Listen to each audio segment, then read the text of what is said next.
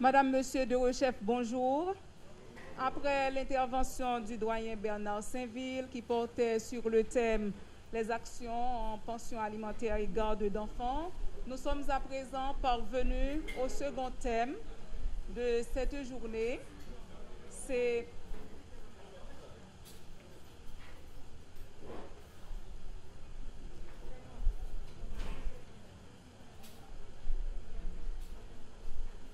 les actions en reconnaissance de paternité qui sera présentée par Maître Rosebert Augustin. Maître Rosebert Augustin, bonsoir. Vous êtes avocate au barreau de Port-au-Prince depuis 2013 et vous avez été élu membre du conseil de ce barreau suite à l'élection organisée en février 2020. Vous êtes arbitre au Centre de conciliation et d'arbitre d'Haïti, CCAH, et conciliante figurant sur la liste du Centre international pour le règlement des conflits relatifs aux investissements, CIRDI. Vous détenez un Master 2 en droit économique de l'Université Aix-Marseille 3 en France. Vous avez obtenu votre licence en droit de la faculté de droit de l'Université Quisqueya, où vous enseignez depuis 2009 les cours de droit des affaires et droit des obligations, droit de la famille. Madame, Monsieur, avec les mêmes consignes, Maître Rosebert Augustin terminera son intervention. Par la suite, elle pourra, si question il y en aura, répondre aux questions et vous êtes prié de porter votre masque. Maître Augustin, vous avez la parole. Bonsoir à tous. C'est un plaisir d'être avec vous aujourd'hui. Et c'est vrai que c'est très désagréable de porter les masques. C'est pas facile de respirer. Mais apparemment, on serait à la deuxième vague, bien qu'on doute qu'on ait eu la première. Et donc aujourd'hui, je dois intervenir sur un sujet assez intéressant qui porte sur l'établissement de la paternité et non comme annoncé sur la reconnaissance de la paternité qui est un thème bien plus spécifique. Et nous allons voir aussi la reconnaissance de la paternité, mais dans un cadre un peu plus large qui est l'établissement de la paternité. Et dans le cadre de cette intervention, l'accent sera mis sur la loi de 2012 qu'on vient de vous distribuer à l'instant. Cette loi elle est très importante parce qu'elle réforme en profondeur le droit de la filiation haïtienne. Et cette loi date du 12 avril 2012 et est intitulée « Loi sur la paternité, maternité et filiation ». Donc, cette loi, elle est animée par deux préoccupations majeures. La première préoccupation de cette loi, c'est d'établir une égalité entre les enfants, peu importe leur filiation. La deuxième préoccupation de cette loi, c'est de consacrer en droit la vérité biologique, ce qu'on n'avait pas avant. Donc, comment cette vérité biologique va être consacrée par cette loi? Eh bien, cette vérité biologique va être consacrée au moyen de techniques scientifiques. Si vous regardez, et je vous invite à le faire avec moi, si vous regardez les considérants de cette loi, on retrouve les préoccupations d'égalité et de vérité biologique que je viens de mentionner. Prenons le deuxième considérant. Considérant que fort du principe de l'égalité devant la loi, l'égalité en dignité et en droit, il y a lieu de mettre fin à toute différence de traitement entre enfants relevant de types différents de filiation. Donc, dès les considérants, la loi parle de ces préoccupations. Ensuite, au niveau du cinquième considérant, il est précisé, au niveau du cinquième considérant, il est précisé que les progrès de la science dans le domaine médical et biologique la maîtrise des analyses du groupe sanguin permettent d'établir le lien juridique entre un enfant et ses géniteurs. D'accord? Donc les deux préoccupations de légalité et de vérité sont déjà mentionnées dès les considérants. Alors pourquoi autant d'emphase sur ces deux principes, principe d'égalité et principe de vérité? Parce que au final, c'est quoi la filiation? La filiation, c'est un fait tout à fait naturel. Hein? Et ce fait naturel est commun à tout être humain. Il suffit d'avoir des rapports sexuels, de concevoir, il y a la gestation et il y a l'accouchement. D'accord? Donc la filiation, elle est rapidement établie entre la mère et, lorsque le géniteur est connu, entre le père, par rapport au père. Pourquoi attacher autant d'importance à la filiation? Eh bien, parce que le droit reconnaît des conséquences à ce fait naturel. Parce que ce fait naturel devient un fait juridique par rapport à l'intervention de la loi. Et il y a des conséquences majeures qui sont attachées à l'établissement de la filiation. Et on se réfère immédiatement à l'article 1er de la loi que vous avez en main, la loi de 2012.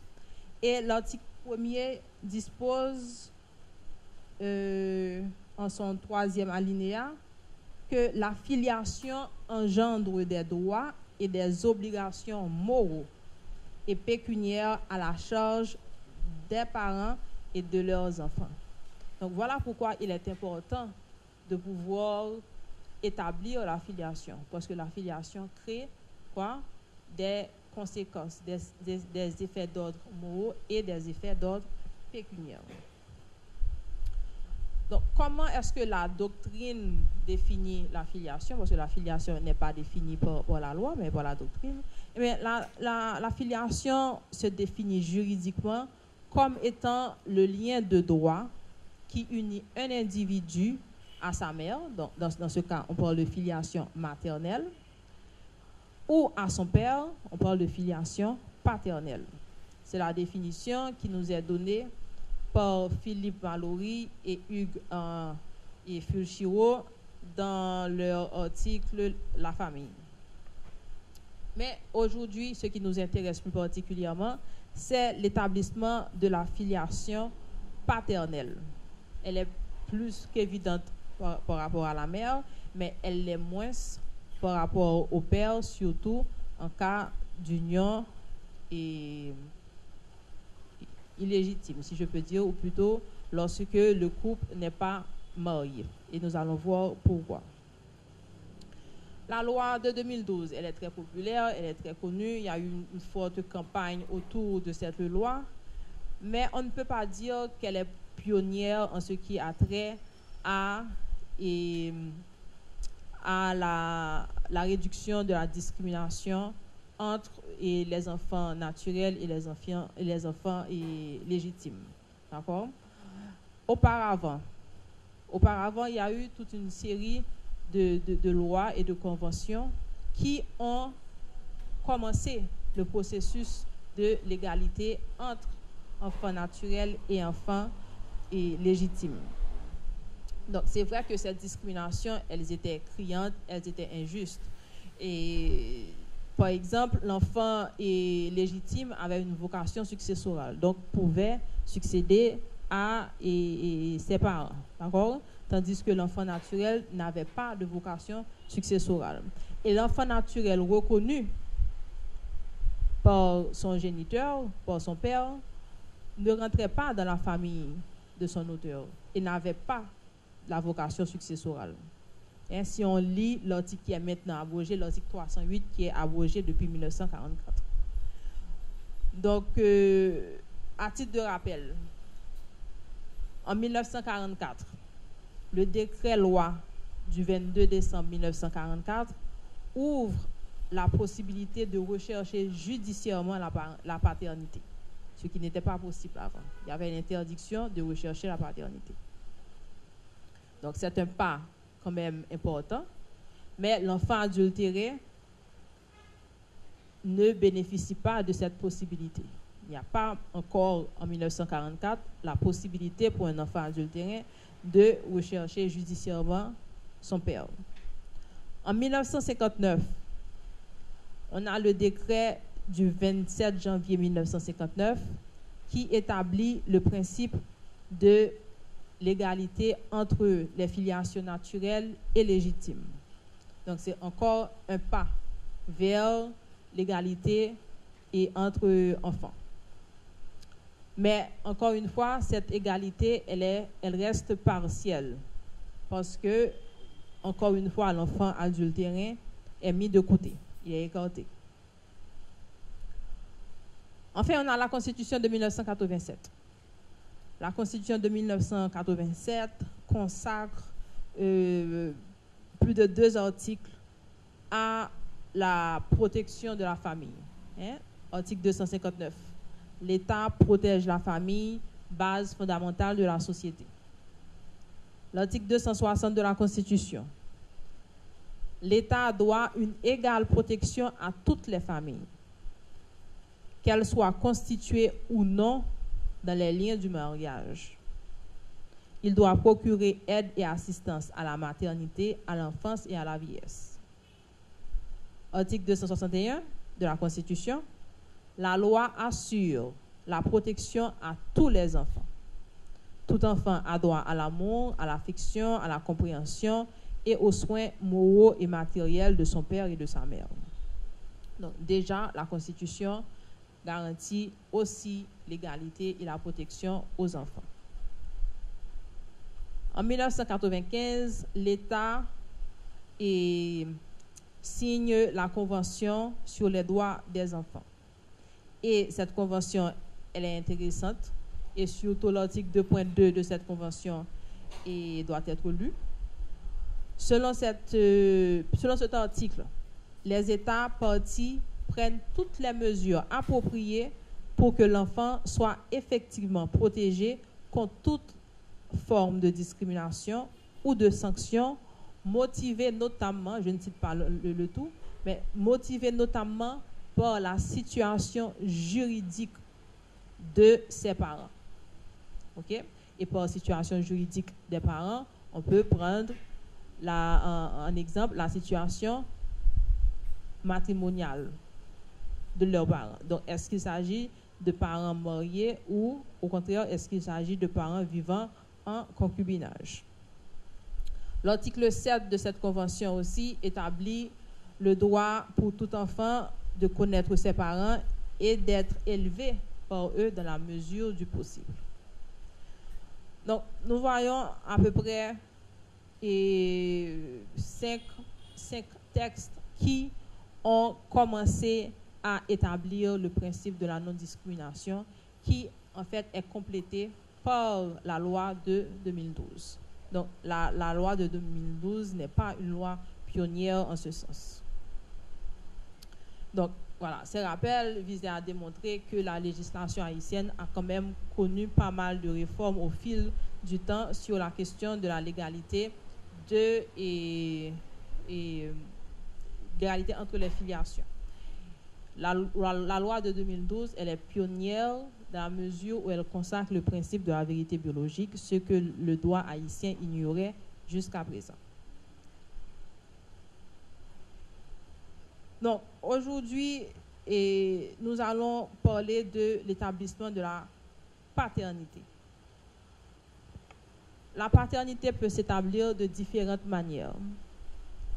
Elle s'établit différemment selon que le couple dont est issu l'enfant est un couple marié ou pas. Elle s'établit aussi par la possession d'État et elle peut s'établir par la reconnaissance. D'accord? Donc, nous allons parler de ces modes d'établissement et à ce niveau, nous n'allons pas encore aborder le cas de la contestation de la paternité. D'accord? Donc, nous sommes dans le cas où la filiation, elle est assumée. Donc, que dit la loi par rapport à l'établissement de la filiation? Eh bien, la loi dit que lorsqu'un couple est marié, d'accord, la paternité, elle est présumée. Et vous connaissez tous ce principe, hein? Le pater-ises. OK? Donc, la loi du 12 avril 2012 maintient cette présomption. Si vous lisez l'article 3 de la loi de 2012, il est dit que l'enfant conçu pendant le mariage a pour père le mari. D'accord? Donc, la loi de 2012 n'affecte pas la présomption de paternité. Donc, lorsque le couple est marié, eh bien, la paternité, elle est présumée. D'accord? Donc, le mari, le père est celui que le mariage désigne. Donc, il n'y a pas de changement à ce niveau et par rapport à l'établissement de la filiation dans le cadre du mariage. Ce qui change, par contre, c'est la période légale pour présumer de la paternité. Donc, avant la loi de 2012, le législateur présumait que l'enfant était conçu pendant une période. D'accord? Donc, pendant la période qui s'étendait du 300e au 180e jour avant la naissance. D'accord? Donc, pour pouvoir contester une paternité, eh bien, il fallait que l'enfant naisse avant ou bien après cette période légale et établie par la loi. Maintenant, et ce qui est, je pense, extrêmement dommage, cette présomption-là tombe parce que c'est le principe de la vérité qui prime. Et nous verrons ça après. Donc, le délai légal a été abrogé et n'existe plus et a été remplacé, au contraire, par le recours au test ADN. Donc, lorsque il n'y a pas de contestation par rapport à la paternité, eh bien, que prévoit toujours l'article 2 de la loi? Eh bien, l'article 2 prévoit que les parents feront la déclaration de la naissance de leur enfant. D'accord? Article 2 de la loi. Et l'article 2 exige que les deux parents fassent la déclaration ou bien que l'un d'entre eux soit muni d'une procuration spéciale. Donc, il faut dire que dans les faits, cela n'est pas appliqué. D'accord? Bon, j'ai eu 3 enfants et je n'ai jamais donné de procuration spéciale à mon mari qui a déclaré lui seul les enfants. D'accord? Donc, les mentions prévues à l'article 56 du Code sont maintenues. D'accord? Donc, l'acte de naissance doit comporter le jour, l'heure, le sexe de l'enfant, nom, prénom, etc. D'accord? Et il faut faire attention, les déclarations ne doivent pas être mensongères. D'accord? Ou sinon, il s'agit d'un crime, il s'agit de quoi? De faux en écriture. D'accord? Donc, ce qui est pénalisé par la loi. OK? Et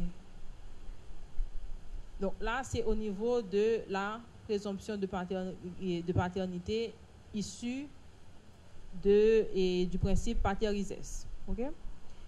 Maintenant, qu'en est-il pour un couple non marié? Est-ce que cette présomption existe? Est-ce que la présomption de paternité existe au bénéfice de l'enfant issu d'un couple vivant en concubinage, par exemple? Non. Effectivement, cette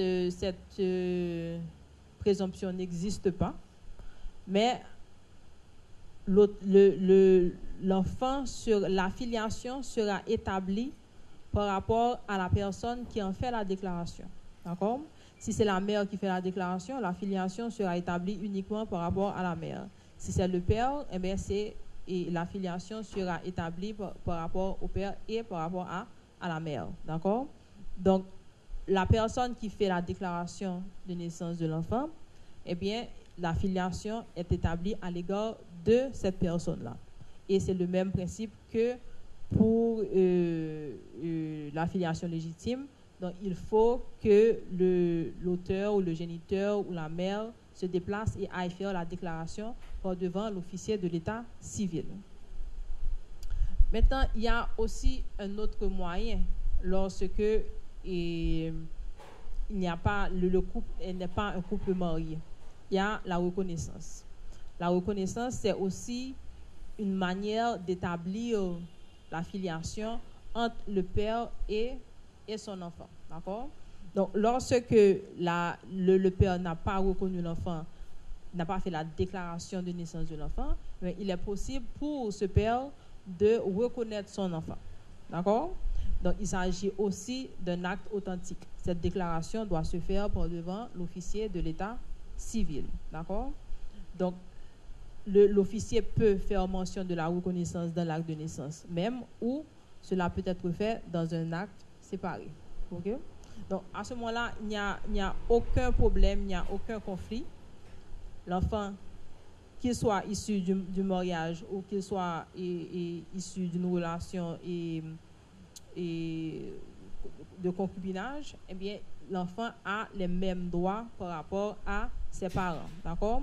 Et l'enfant naturel, l'enfant légitime, eh bien, les deux ont la vocation successorale. D'accord?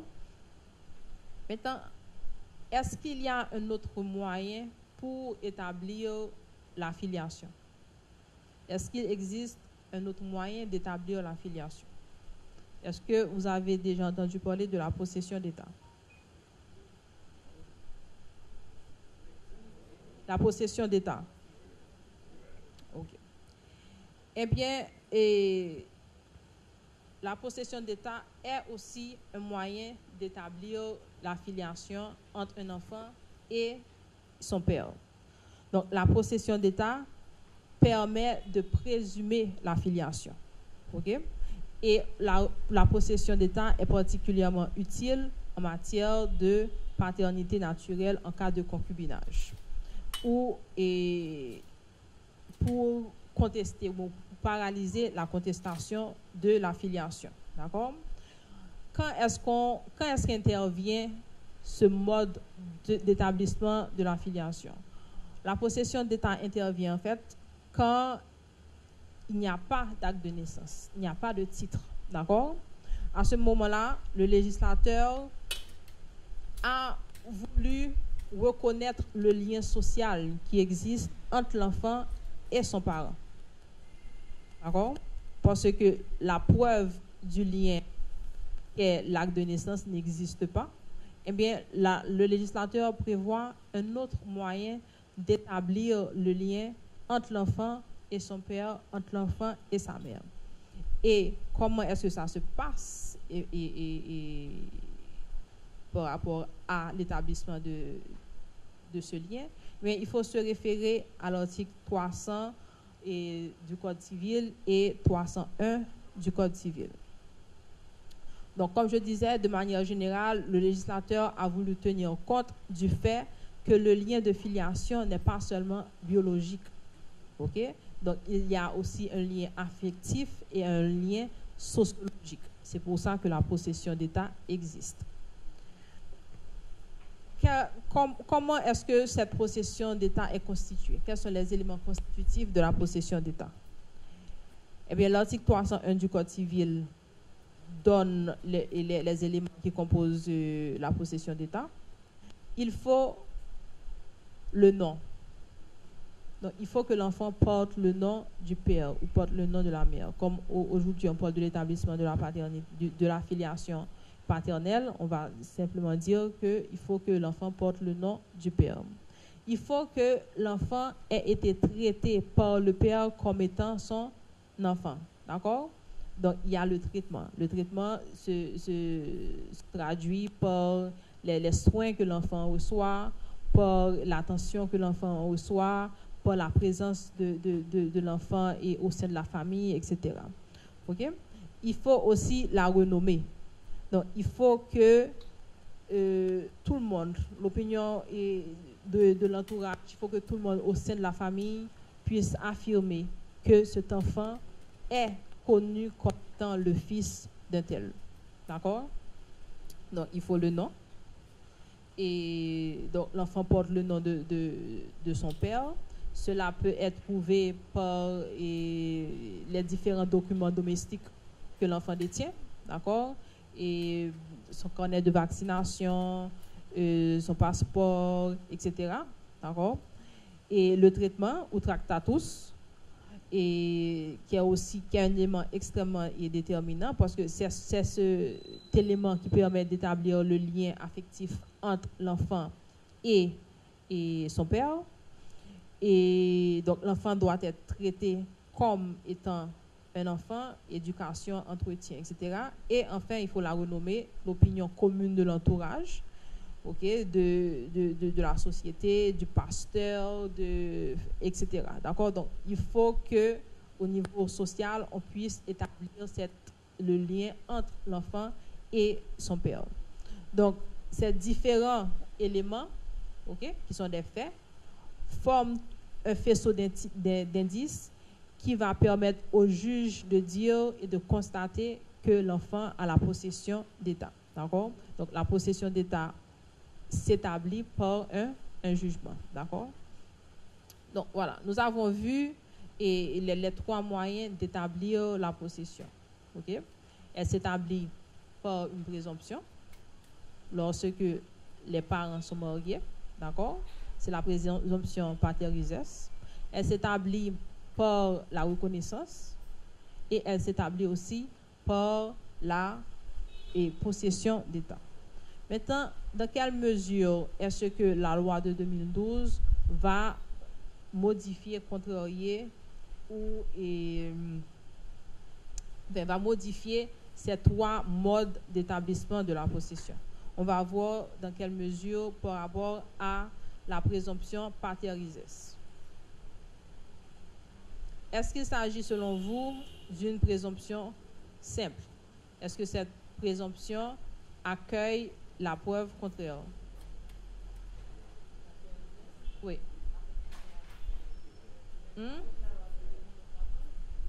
Oui, de 2012. Oui. Non. Est-ce que cette présomption peut être combattue par la preuve contraire? Oui. Que dit l'article 3 de la loi?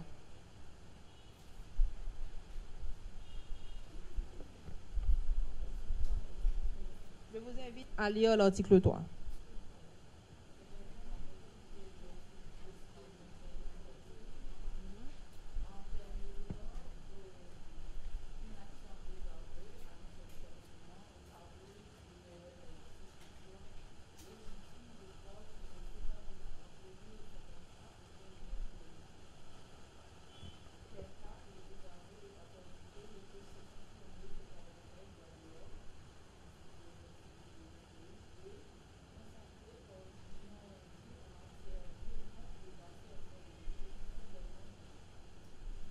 Donc, tout le monde a lu l'article 3?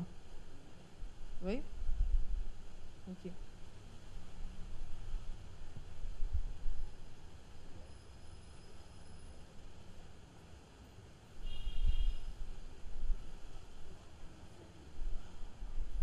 Non, la loi prévoit que la présomption de paternité puisse être contestée. D'accord?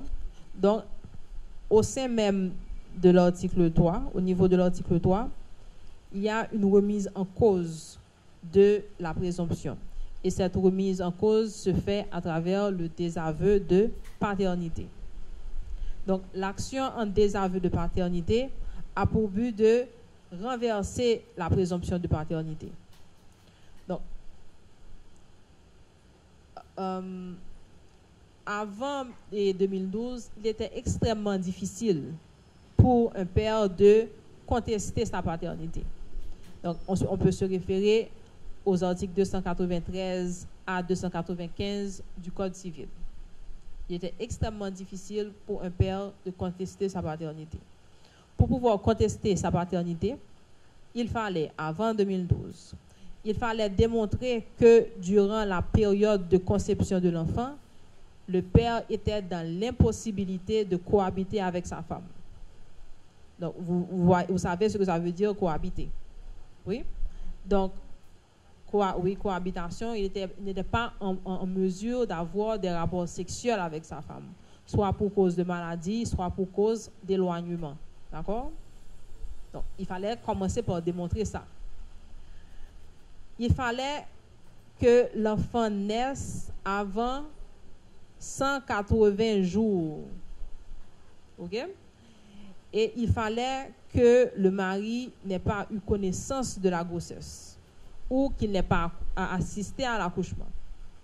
OK? Il fallait que la grossesse lui ait été cachée. Ou encore, ce qui peut-être médicalement prouvé, il fallait que le mari puisse prouver qu'il souffrait d'impuissance, qu'il est impuissant, impotent. OK? Oui, messieurs, je sais que ça vous dérange, mais bon, écoute, c'est une condition médicale, d'accord? Ça vous aurait évité d'avoir à assumer le rôle de père pour un enfant qui n'est pas le vôtre. OK? Donc, voilà ce qu'il fallait démontrer avant 2012. OK? Maintenant, avec la loi de 2012, il suffit que le père ait des suspicions légitimes de croire qu'il ne s'établit entre lui et l'enfant aucun lien biologique. Donc, suspicion légitime, c'est très large. OK? C'est très large. Donc, il suffit que le père ait des suspicions légitimes. Donc, ça peut être des rumeurs, ça peut être je ne sais quoi. Mais il suffit d'avoir des suspicions légitimes pour que le père entame une action en désaveu de paternité. Ce qui est inquiétant avec cette loi, en fait, c'est qu'il n'existe pas de délai pour intenter une action en désaveu de paternité.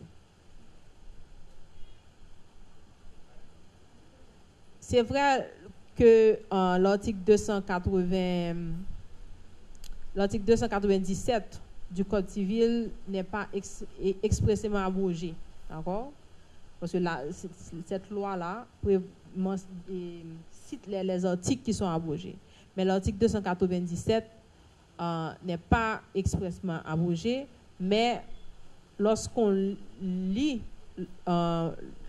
l'article 293 tel qu'elle est modifiée par l'article 3 de la loi du 12, la loi de 2012, eh bien, on se rend bien compte que le père peut à n'importe quel moment intenter une action en désaveu de paternité.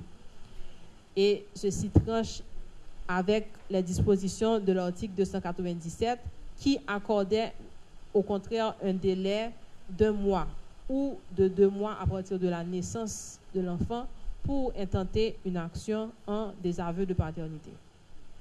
Maintenant, le délai, le moment pour intenter l'action en désaveu de paternité n'existe pas. Il n'y a pas de délai. On peut le faire à tout moment. OK? Et l'article 298 aussi donnait, dans certains cas, aux héritiers la possibilité aussi d'intenter une action en désaveu de paternité au niveau de l'article 298. Donc, qu'est-ce que cela implique pour un enfant? Le fait qu'il n'y ait pas de délai pour intenter une action en désaveu de paternité. Donc, un enfant peut avoir 5 ans, 10 ans, 18 ans, OK? Et un père peut, à sa guise, intenter une action en désaveu de paternité. Ceci est extrêmement dangereux pour l'équilibre des familles et pour le bien-être des enfants. Et je pense qu'à ce niveau-là, le législateur a commis une grave faute en permettant à un parent, à n'importe quel moment, d'intenter une action en désaveu de paternité. Lorsque l'action en désaveu de paternité est est intentée, elle est intentée par devant quelle juridiction? Référé. D'accord? Affaire urgente.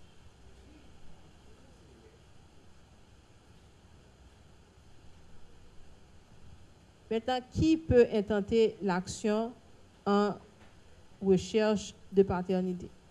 Qui peut intenter une action en désaveu de paternité? Pardon. Le père. Le père. Maintenant, est-ce qu'un individu, est-ce que quelqu'un d'autre peut intenter une action en recherche cette fois-ci, en recherche de paternité?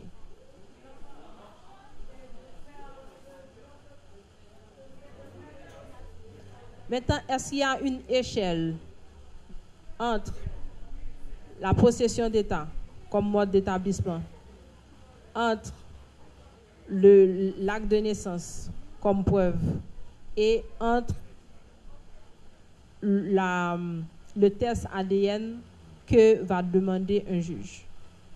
Est-ce que une possession d'État qui est établie par un jugement et ce jugement qui est remis en cause par rapport à une recherche de paternité, est-ce que si le test de paternité révèle que le père qui a reconnu l'enfant à travers la possession d'État, est-ce qu'on pourra dire que la possession d'État tombe en faveur de la découverte d'un lien biologique entre l'enfant et une autre personne et son géniteur?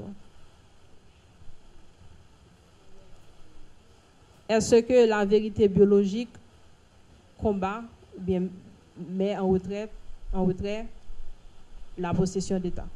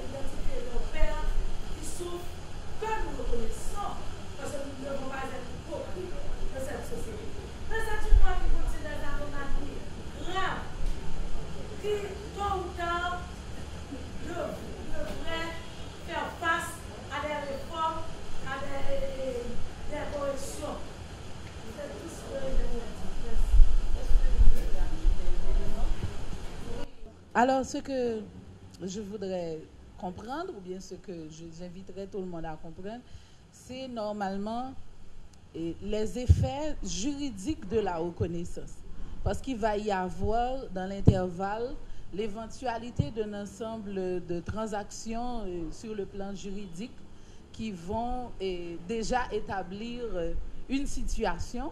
Maintenant, est-ce que cette vérité biologique fera le poids sur la balance? Est-ce que cette vérité juridique aura une force contraignante au niveau juridique? Parce que je sais qu'au niveau de certaines conventions signées par Haïti, tout enfant a le droit de connaître son géniteur. Mais maintenant, ça va être à quelle initiative que cette loi et que cette démarche, alors la démarche, l'action en recherche de paternité, il y va de l'initiative, du contexte. Par exemple, dernièrement, j'ai été touchée par un sujet très intéressant concernant les enfants adoptés à l'étranger, les enfants pour lesquels les liens ont été coupés avec les parents biologiques. Maintenant, si c'est une situation qui empêche à cet enfant, sur le plan psycho-émotionnel, d'aller de l'avant, et qui a ce besoin de rencontrer les géniteurs pour une raison ou pour une autre, il va y avoir une récurrence de ces faits qui vont obliger à un questionnement, à des études pour voir dans quelle mesure est-ce que ça va entraîner des bouleversements au niveau de la société, tout comme pour cette loi. Nous n'allons pas dire que cette loi n'a pas des retombées positives, parce que quand nous considérons le contexte dans lequel elle a été adoptée, mais nous savons aussi qu'il y a cette problématique d'enfants négligés par leurs géniteurs et qui sont capables de les prendre en charge, mais qui ne le font pas. Donc, il y a nécessité de peser le pour et le contre de part et d'autre, parce que les lois ont cet objectif de venir réguler, stabiliser un ordre social. Maintenant, s'il y a nécessité de faire l'étude ou bien de poser ce questionnement que Maître vient de soulever là, il faut aller voir de l'autre côté aussi qu'est-ce qu'il y a à prendre, qu'est-ce qu'il y a à rejeter, parce que de part et d'autre, ça peut poser problème. La vérité biologique d'une part et les effets juridiques d'une éventuelle reconnaissance ou un autre statut juridique d'autre part.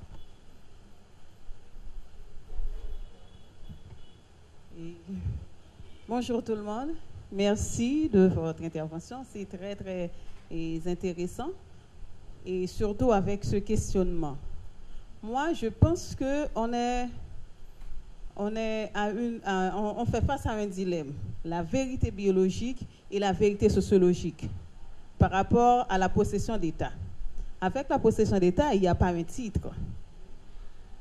Il y a déjà des liens. Il y a un jugement qui a établi, qui a constaté la possession d'État. Oui.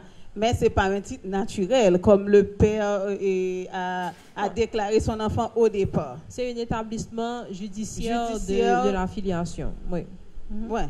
Donc là, avec la vérité biologique, ça devait corroborer pour être certain que l'enfant est de X, est de monsieur X.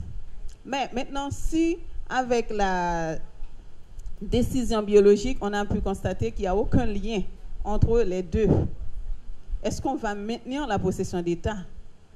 C'est ça le questionnement. Oui, en principe, la possession d'État tombe en faveur de la vérité biologique. Oui. Maintenant, je pense qu'il aurait fallu mettre des balises. La première balise, c'est au niveau du délai pour désavouer un enfant. Exact. Est-ce qu'un père peut désavouer un enfant à tout moment? Et maintenant, est-ce qu'on peut mettre cette même balise au niveau de la recherche de paternité? Parce qu'un enfant, comme la Convention le veut aussi, a le droit de connaître qui sont ses vrais parents. Géniteurs. Voilà. Maintenant, à quel moment cela intervient? Est-ce pendant la minorité de l'enfant ou est-ce pendant la majorité? Cela peut faire une différence. Et je pense que c'est à ce niveau-là que le législateur aurait pu intervenir et permettre que le lien affectif et l'équilibre des familles soient préservés. D'accord? Il aurait fallu avoir des motifs très sérieux pour entamer une recherche en paternité lorsque il y a un lien de filiation déjà établi entre cet enfant et quelqu'un d'autre. Mm-hmm. Donc, si dans une famille, c'est l'analyse que je fais, si dans une famille, un enfant est le fils d'un tel depuis plusieurs années et qu'il n'y a aucune raison sérieuse pour qu'une tierce personne, qui soit le géniteur réel, intente une action en recherche de paternité, il faudrait à ce moment-là l'interdire, selon moi. Parce qu'il faut préserver l'équilibre de l'enfant et l'intérêt supérieur de l'enfant. S'il n'y a pas une raison sérieuse que le juge devrait pouvoir analyser, parce qu'il faut aussi permettre au juge d'analyser les faits, s'il n'y a pas une raison valable selon l'analyse du juge, il ne devrait pas permettre cette recherche, cette action, ou accueillir cette action en recherche de paternité. Ouais. Mais ces questions sont extrêmement difficiles à établir. Il faut un vrai débat de société sur la question. Donc, c'est pour ça que pour cette partie, je préfère vous laisser parler que alors, vous laisser opiner sur les difficultés que pose cette loi. Parce qu'il faut dire qu'il y a une différence entre être le géniteur d'un enfant et en être le père, d'accord? Donc, il y a toute la réalité sociale et tout le lien affectif et que cela charrie aussi. Donc, ce sont des choses à prendre en considération lorsqu'on touche aux droits de la famille et lorsqu'on parle de la filiation. OK. Et moi, ce que j'ai toujours dit concernant cette loi, pour moi, c'est une loi qui dérange autant qu'elle n'arrange. Et je ne sais pas si je peux partager un fait avec vous qui a rapport avec ce que nous discutons là. Je peux? Un monsieur qui vit avec sa femme et qui a eu une relation avec une autre femme. Et de cette relation est né un enfant. Et cet enfant a donné beaucoup de problèmes au couple. Et finalement, ils se sont mis d'accord pour intégrer l'enfant dans le couple. L'enfant est venu vivre avec son père et sa belle-mère parce que le couple avait déjà des enfants, de grands enfants qui ont déjà fait leur vie. Et voilà, pour continuer avec les liens juridiques, pour établir de papier de façon correcte, on a été fait, et ils voulaient laisser le pays. Donc, ils ont été obligés de faire les tests ADN, et voilà que l'enfant n'est pas du monsieur. Et le monsieur est âgé, il ne peut pas adopter. Il a dépassé l'âge de l'adoption. Vous voyez le sort de cet enfant? Oui, mais maintenant, c'est la possession d'État qui vient aider. Voilà, c'est là. C'est la possession d'État qui vient aider et avec un jugement peut établir la filiation à ce niveau-là. Et ce qui est dommage, c'est que, et surtout au niveau de l'ambassade américaine, c'est que ils priorisent la vérité biologique. Biologique, voilà. Ouais. C'est ça. Donc, qu'on a qui sorti mon ça, vérité biologique là, il dit que les papa parti mon non. Et qu'on a commencé à vivre ensemble, il bien remet petit là, tout petit, il fait grand fait petite, qu'on a lui-même à madame ni accepté. Et puis qu'on a l'âge de passer au bac à adopter, on t'a pris un petit mon on t'a créé filiation et adoptif. Au niveau du droit haïtien, il n'y a pas de désaveu de paternité. Oui. D'accord? Donc l'enfant reste le fils ou la fille de son père. Si le père lui-même n'introduit pas une action en désaveu de paternité pas devant les tribunaux haïtiens, il reste quand même lié à l'enfant, peu importe la vérité biologique.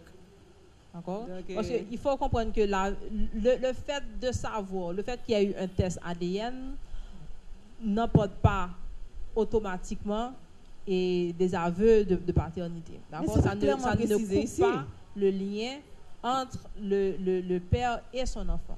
Il faut qu'il y ait un procès, il faut qu'il y ait un jugement, il faut que ce test-là soit demandé par un juge. D'accord? Donc, ce n'est pas un simple individu ne peut pas venir et faire un test ADN et dire que je ne reconnais pas cet enfant-là. Il faut une décision de justice. D'accord?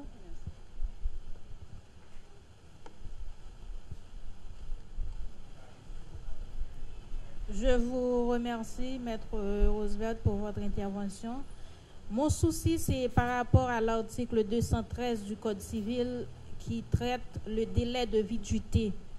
un délai en quelque sorte qui a été institué dans le but d'éviter des éventuels conflits de filiation paternelle. Mais la question que je me pose, est-ce que ce délai ne devrait pas être supprimé avec l'entrée en vigueur de la loi sur la paternité, maternité et la filiation qui prévoit un ensemble de moyens modernes pour établir la filiation, notamment des recours à des tests d'ADN? Et effectivement, rappelez-moi l'article que je lise. Ouais.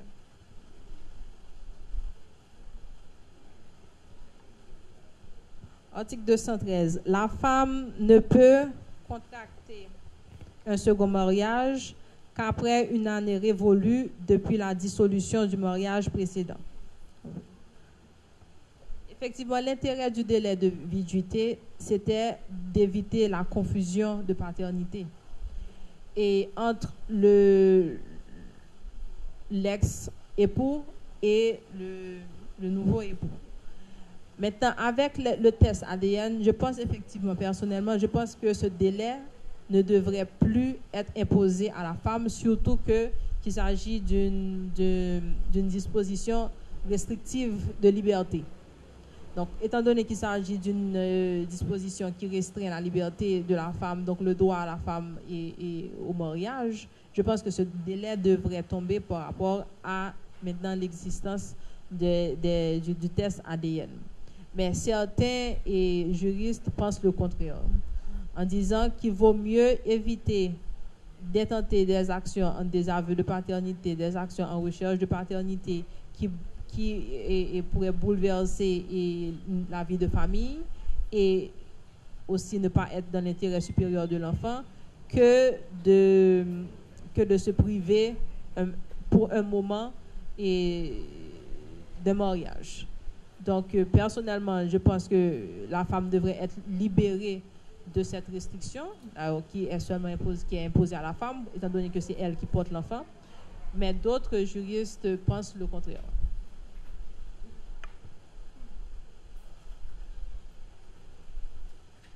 Je vais vous parler rapidement de la recherche de filiation, d'accord? C'est vrai qu'on en a parlé et qu'on a discuté un peu, mais quand même, je vais faire 2-3 points sur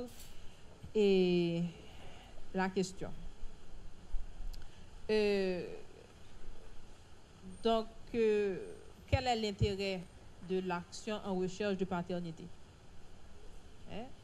Donc, l'intérêt, c'est de pouvoir établir un lien de filiation. D'abord, faire reconnaître l'existence de la filiation. Et cette action est particulièrement utile pour les enfants conçus hors mariage. D'accord? Pour les enfants conçus dans le mariage, il y a la présomption de paternité, mais pour les enfants conçus hors mariage, cette présomption n'existe pas. Donc, c'est vrai que la loi prévoyait que la recherche de paternité pouvait être intentée en cas de concubinage notoire, ok? Mais avec la nouvelle législation, cette possibilité tombe et laisse place à la recherche de la vérité biologique.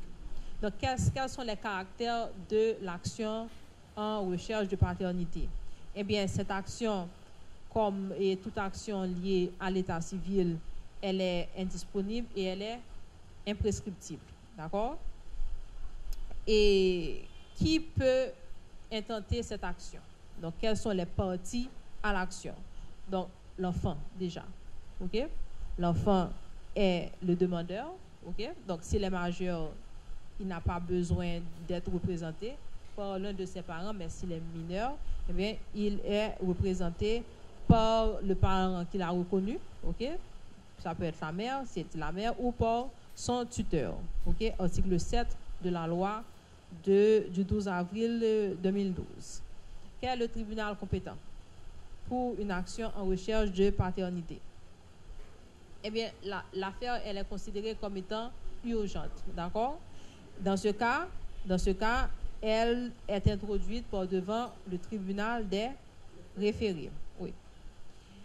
Et quels sont les effets de la demande? Et ceci est extrêmement intéressant. Eh bien, par le seul fait d'introduire cette demande, la loi prévoit que cela crée une présomption de paternité. D'accord? Donc, une femme que vous avez connue pour une nuit, eh bien, elle dit que vous êtes le père de son enfant, que cela soit vrai ou faux, que le test ADN dise que cela est vrai ou faux, eh bien, pendant la période d'instruction, pendant le temps que durera ce procès, vous allez être présumé être le père de l'enfant. D'accord? Et c'est quel article?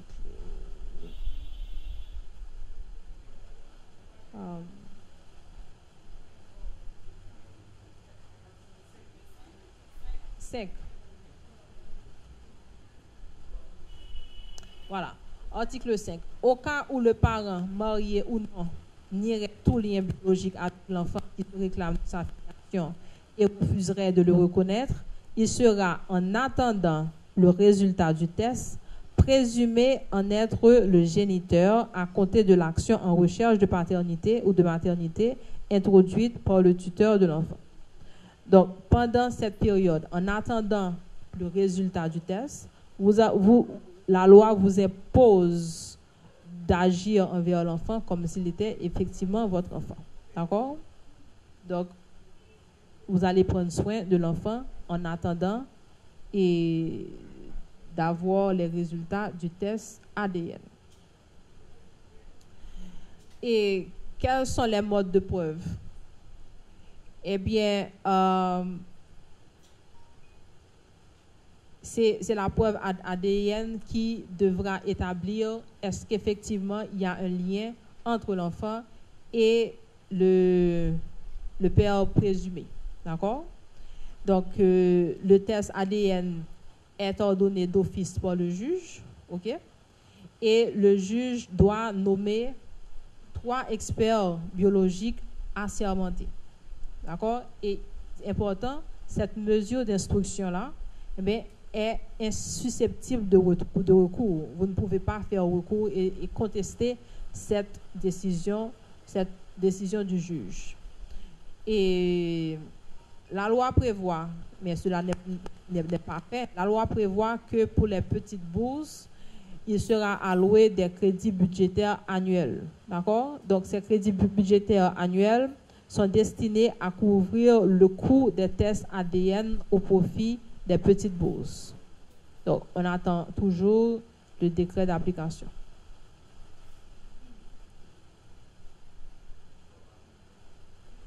Maintenant, lorsque le défendeur ne veut pas se soumettre volontairement à ce test ADN, qu'est-ce qui se passe?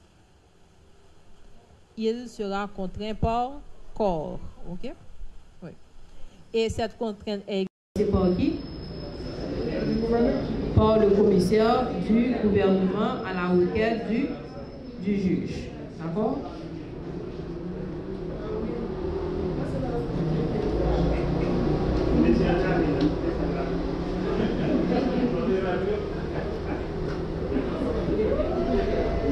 Maintenant, quelles sont les voies de recours contre cette décision?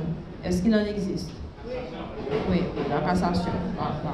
Donc, le jugement n'est pas susceptible d'appel, d'accord, mais de pouvoir en cassation. OK. Et est-ce qu'il y a un délai pour ce pouvoir? Toujours. Exact. Donc, il ne faut pas oublier qu'il s'agit d'une affaire urgente. OK. Donc, quels sont les effets du jugement? Si le test ADN établit un lien biologique, qu'est-ce qui se passe? Dans ce cas, la filiation, elle est établie. OK? Donc, cela entraîne tous les effets liés à la filiation. Autorité parentale et obligation de fournir des aliments. D'accord? De prendre soin de l'enfant. C'est bon? OK.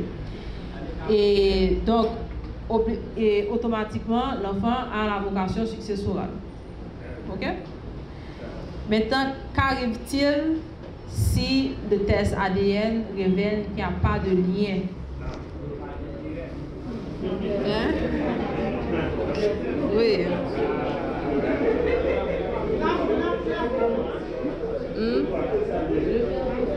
Qu'arrive-t-il s'il n'y a pas de lien?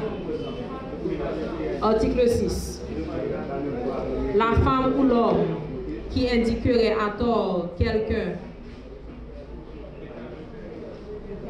comme étant le père ou la mère biologique présumée de son enfant sera puni conformément aux articles 318 et 319 du Code pénal relatif à la dénonciation calomnieuse sans préjudice de dommages et intérêts.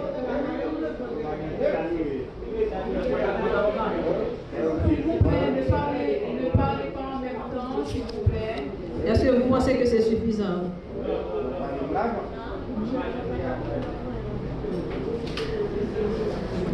Mais là, on parle de déclaration. On parle de dénonciation calomnieuse. Maintenant, est-ce que si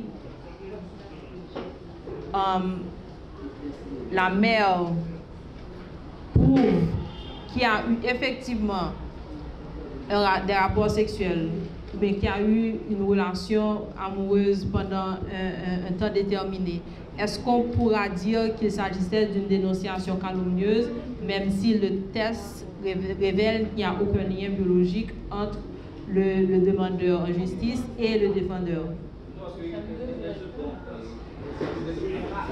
Oui, ça, effectivement. Donc, même si le test se révèle négatif, mais si effectivement il y avait des raisons de penser que l'enfant aurait pu être celui du monsieur, bien, la femme ne pourra pas être accusée d'avoir dénoncé de façon calomnieuse. D'accord?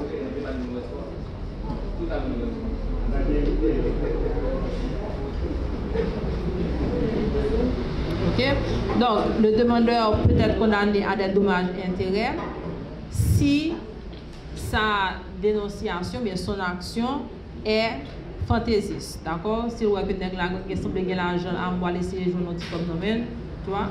Ça, dans ce cas, oui, on peut parler de dénonciation calomnieuse s'il n'y a eu aucun rapprochement qui aurait pu engendrer un enfant. Ok?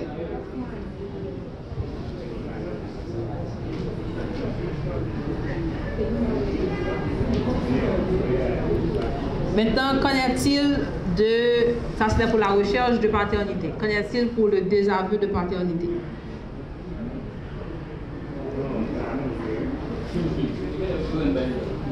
Qui peut introduire l'action de désaveu de paternité? Est-ce qu'il suffit de dire « je désavoue mon enfant » ? Non. Ok. Donc, il faut une action en justice. D'accord. Et est-ce que les héritiers peuvent agir en désaveu de paternité?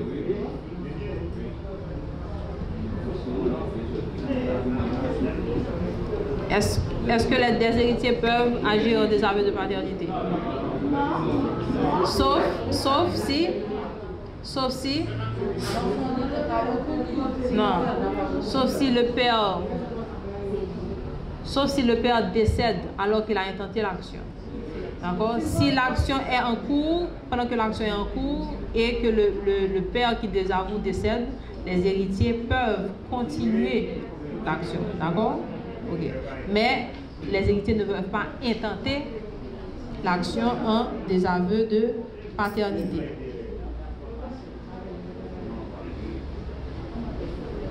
Et comme je l'ai dit, le mari peut intenter l'action en désaveu de paternité à tout moment. D'accord? Ce qui est extrêmement dommageable.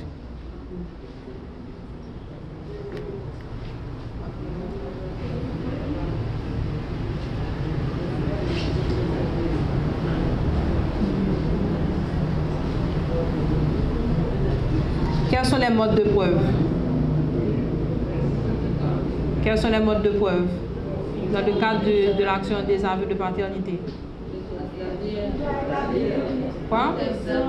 Le test d'ADN, effectivement. Donc, le mode de preuve est le même que pour la recherche en paternité. C'est la preuve par ADN. D'accord?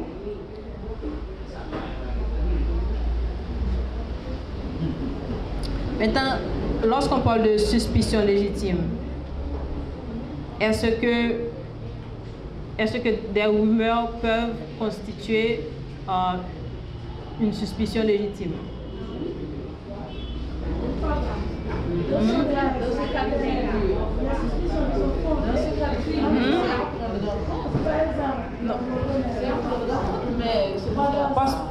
Est-ce qu'il s'agit selon vous de moyens pour empêcher qu'un père ne désavoue son enfant, cette demande de suspicion légitime? Est-ce que ce terme n'est pas trop vague? C'est pas vague.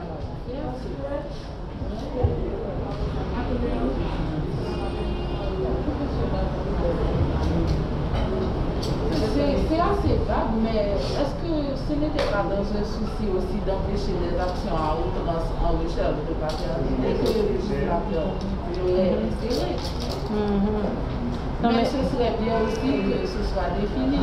Oui. Ce qu'on entend par suspicion légitime. Alors, je vous remercie de votre intervention. Alors, juste avant de répondre directement à cette question que vous avez posée concernant les suspicions légitimes, je voulais faire un petit point sur cette même question, mais ce n'est pas exactement sur les suspicions légitimes, c'est par rapport à l'action des aveux de paternité. Tout d'abord, je pense qu'il y a un rapport avec la vérité qu'il faut avoir. Le débat tout à l'heure, vous avez demandé notre opinion sur est-ce que c'est une bonne chose, est-ce que c'est une bonne loi ou c'est une mauvaise par rapport au bouleversement que cela peut avoir dans les familles. Je pense qu'il y a un rapport avec la vérité qu'il faut établir cette loi. Je pense qu'elle l'a établi. Parce que le fait de permettre à quelqu'un, à n'importe quel moment de sa vie, de pouvoir déterminer si l'enfant qu'il a pris soin, dont il a nourri pendant toute sa vie, est véritablement son propre sang, c'est quelque chose qui est légitime et fondamental, qu'on ne peut pas nier en aucun cas. Donc, le fait de dire que parce que c'est sur tout le cours de la vie que cela pose problème, que cela peut bouleverser les familles, mais la personne, quand on est dans une famille, on a une relation de confiance avec les membres de la famille. Si votre femme peut vous tromper pendant toute votre vie, et vous avez dépensé tous vos dévouements pour pouvoir prendre soin des enfants, et que, arrivé à ce moment de votre vie, vous vous rendez compte que vous avez des suspicions, vous suspectez que cet enfant n'est pas le vôtre, et que vous avez cette option, je pense que c'est au moins un moyen pour vous de vous sentir confortable avec vous-même. Parce que avoir un enfant, le nourrir, faire toutes les obligations que commande le code civil, c'est quelque chose qui est fondamental. Aussi avoir la possibilité de dire à la fin de sa vie, même le soir de sa vie, de dire que cet enfant, d'avoir la preuve que cet enfant n'est pas véritablement le sien, c'est aussi quelque chose de légitime, de fondamental pour nous parler. Maintenant, par rapport aux suspicions légitimes, je veux dire une chose. On n'a pas véritablement besoin de, même si la loi le précise, on n'a pas véritablement besoin de suspicions légitimes pour intenter pour faire un test d'ADN. Même si la loi le précise, ce n'est pas véritablement obligatoire. Parce que dès que vous-même, vous avez des doutes, ou du moins vous êtes dans une situation où le test est réclamé, vous le faites sans même qu'il y ait de suspicion. Et on a plein de cas qui nous tombent sur la main. Il y a même des articles à l'étranger qui sont écrits là-dessus, où un père a nourri son enfant pendant toute sa vie. Okay? Il a pris soin de son enfant comme un véritable père, parce que la paternité, comme quelqu'un l'a dit dans la salle, ce n'est pas uniquement une affaire de mettre un enfant dans le ventre d'une femme. C'est aussi, il y a un apport, il y a un aspect sociologique de la paternité. Ce n'est pas seulement le fait d'être le géniteur, mais c'est aussi de pouvoir prendre soin de cet enfant. Mais quand on arrive Quand on arrive sur un certain point où, dans certaines situations, on vous demande de faire le test pour le fait et que vous voyez là à ce moment que l'enfant n'est pas le vôtre, donc là, les suspicions qu'évoque la loi n'a même pas besoin d'exister pour savoir que véritablement, mais pour chercher à déterminer si l'enfant est le vôtre ou s'il ne l'est pas. C'est le point de vue. Oui. Maintenant, je vous pose la question. Si un couple a eu recours à un don de sperme, par exemple, pour enfanter, d'accord? Donc le père est dans l'incapacité d'avoir un enfant, donc le couple décide d'avoir recours à un don de sperme. Est-ce que la vérité biologique peut, dans ce cas, prévaloir? Voilà. Et cette loi-là, telle qu'elle est formulée, ne fait aucune exception.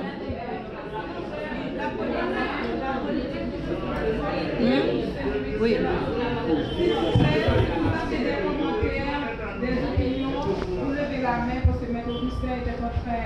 Est-ce que selon vous, dans ce cas-là, est-ce qu'un père peut désavouer son enfant? Parce que le test ADN, de toute façon, va révéler qu'il n'y a aucun lien biologique.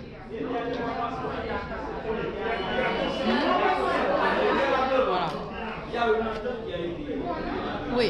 S'il vous plaît, il y a plein de réactions, il y a plein de réactions. Permettez-moi que je promène le micro. Dans le cours, il y a une entente qui a été trouvée. Dans le dossier, il n'y a aucun intérêt du côté du père de faire une action de okay. Voilà, parce qu'en principe, l'enfant là bénéficie de la présomption paternelle dans le cas d'un couple marié, d'accord? Mais la loi ne fait aucune, il n'y a pas cette balise là, d'accord? La loi permet à tout moment. Et lorsqu'on a des suspicions légitimes, peut-être que ce terme-là utilisé, suspicion légitime, pourrait aider dans ce cas, en disant qu'il n'y a pas de suspicion légitime à avoir dans ce cas, puisque les parents se sont entendus pour que la légitimité prime sur la vérité biologique. Donc ça, ce serait un beau cas à devant un tribunal et savoir comment le juge va trancher, d'accord? Parce que d'un côté, on a la légitimité de l'enfant et d'un autre côté, on a la vérité biologique qui conteste cette légitimité-là. Oui, moi je vais intervenir sur les suspicions légitimes. La suspicion légitime, comme ce groupe de mots veulent bien indiquer, ce sont des suspicions qui sont fondées. Imaginez-vous un monsieur qui rentre chez lui, qui trouve un jeune homme dans son toit marital, en train d'accoupler, en train de faire du sexe avec sa femme. Donc là, c'est une suspicion qui est bien fondée. Il va faire appel à un juge de paix, il va dresser un procès verbal de constat, il aura... Je doute que le monsieur va rester à attendre le juge. Oh non, mais dans la majorité des cas, le monsieur va faire du bruit avec ça, et un tollé, et tout dans le parage, dans le voisinage. Et les gens vont venir, et puis la personne ne pourra pas prendre par la fenêtre. Bon, ça c'est pour la suspicion légitime. Mais dans le cas où il y avait une adoption, une donation de sperme, je crois que la personne ne pourra pas faire un aveu, non? Un désaveu, non? Parce que c'est fait dans une entente entre le garçon et entre le mari et la femme. Et puis, la loi reconnaît aussi les cas de filiation. Ces cas de filiation, c'est reconnu. Il peut être un père biologique ou bien un père naturel. Biologique dans le sens de donner naissance. Il peut être aussi un père juridique. C'est-à-dire qu'une personne qui a fait une adoption de sperme, comme si qui qui a choisi volontairement d'avoir pour un enfant celui de notre géniteur. Donc je pense que on ne va pas accepter cette demande. Cette demande sera tombée. Oui, je l'espère. Je pense que la jurisprudence peut quand même aider à compléter la loi. Et est-ce qu'il y aurait ce cas-là? J'en doute. Mais quand même, à la lecture de l'article 3, surtout, qui modifie l'article 293 du Code civil, et il y a un fort risque pour qu'un père de mauvaise foi puisse intenter une action en désaveu de paternité. D'accord? Je crois que j'ai fait le tour de la question. Si vous avez d'autres questions pour moi, je suis disponible. Donc, je pense que je vais prendre 2 ou 3 questions avant de mettre fin à la séance. Merci, conseillère. Et ma question, on dit que la loi ne rétroagit pas sauf s'il est favorable à l'accusé. Donc, principe fondamental. Mais un enfant qui se trouve dans cette situation avant cette loi, est-ce qu'il peut intenter une action? Comme vous l'avez dit, la loi, elle ne rétroagit pas. Et bon, en matière pénale, on dit que si la loi est favorable, elle peut rétroagir. Et dans ce cas, non, la loi ne rétroagit pas. Certaines fois, une loi peut prévoir ça et qu'elle rétroagira, mais dans ce cas, ce n'est pas le cas. Je vous remercie pour l'intervention. D'abord, je vais raconter une anecdote. Il y avait un monsieur, ok? Il a eu des rapports sexuels avec une dame, mais c'était seulement pour une nuit. Quelques mois après, la dame l'appelle et lui dit qu'elle est enceinte. Ils s'entendent et la dame décide d'avorter, ok? Le monsieur lui envoie l'argent. Je sais. Après un moment, plus de connexion. Disons 8 ou bien 9 mois, la dame l'appelle et lui dit que telle date, elle va mettre au monde son enfant. Que faire dans ce cas? Ou bien quel recours le monsieur a pour sortir de cette impasse? Et la dame lui envoie également des photos de l'enfant. Apparemment, voilà, bon, c'est une fille, l'enfant lui ressemble. Alors, quel recours pourrait-on faire? Le père peut volontairement reconnaître l'enfant, ok, donc à travers l'acte de reconnaissance, ou bien s'il conteste cette paternité, la femme à ce moment-là devra faire une action en recherche de paternité, tu vois, donc pour lui imposer cette filiation-là, judiciairement, pour établir judiciairement la filiation. Mais si l'homme veut volontairement reconnaître l'enfant, il n'y a aucun problème. S'il ne veut pas, alors la femme doit intenter une action en recherche de paternité. C'est la toute dernière. Alors, ce serait inélégant de ma part de formuler la question qui est mienne sans avoir préalablement vous remercier pour la façon dont vous avez présenté votre exposé. Ainsi, sommes-nous convaincus que votre intervention a été, et non seulement nous a permis d'être édifiés, nous a permis également de comprendre des notions relatives à cette intervention de manière concrète. Alors, ma question s'articule directement à travers le 5e considérant de cette loi lorsqu'il dispose la notion de reconnaissance volontaire. Je me suis dit, suite à cette notion de reconnaissance volontaire, la question que j'aimerais formuler est la suivante. Si ces considérants prévoient une sorte de reconnaissance de cette manière, j'aimerais savoir s'il y a une loi permettant d'accepter la reconnaissance forcée. Et si tel est le cas, j'aimerais savoir quel serait le sort de celui qui désavoue. Merci. La reconnaissance est prévue par le Code civil, d'accord? Et la reconnaissance, c'est un acte volontaire, de même que la déclaration de naissance, c'est un acte volontaire. Donc, les parents déclarent leur enfant, l'un des parents reconnaît l'enfant, d'accord? Donc, c'est avant tout un acte volontaire.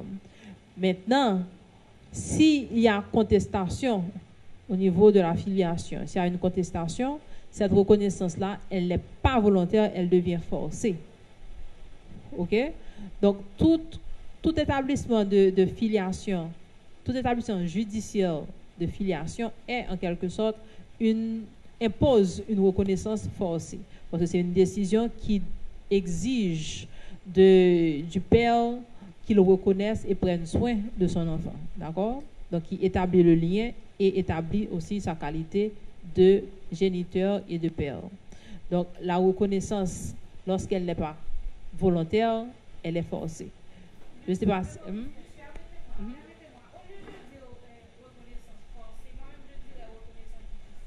Oui. Donc, la reconnaissance judiciaire est une reconnaissance forcée. Donc, c'est la... Parce qu'il y a des modes d'établissement extrajudiciaire.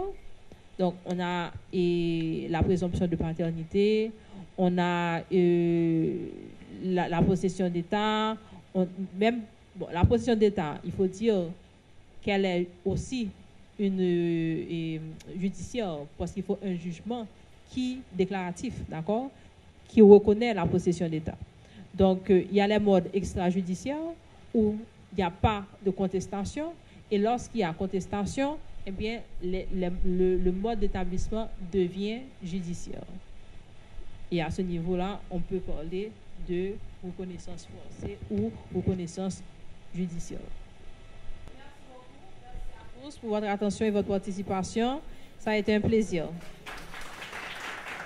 Merci beaucoup. Merci à vous, Maître Rosbert Augustin, pour votre intervention. Nous avons beaucoup appris et vous nous avez aussi permis de faire une remise en question de cette loi portant sur la paternité, la maternité et la filiation. Et Madame, Monsieur, à vous, je vous dis un grand merci. Et c'est ici que prend fin cette séance de formation au cours de laquelle 2 thèmes ont été abordés. Les actions en pension alimentaire et garde d'enfants, les actions en reconnaissance de paternité. Et merci à vous tous d'avoir été présents. Vous êtes tous attendus demain. Demain, il y aura une séance de formation. C'est un seul thème, c'est la médiation familiale, le thème qui sera abordé. Donc, vous êtes tous attendus demain. Bon après-midi à tous.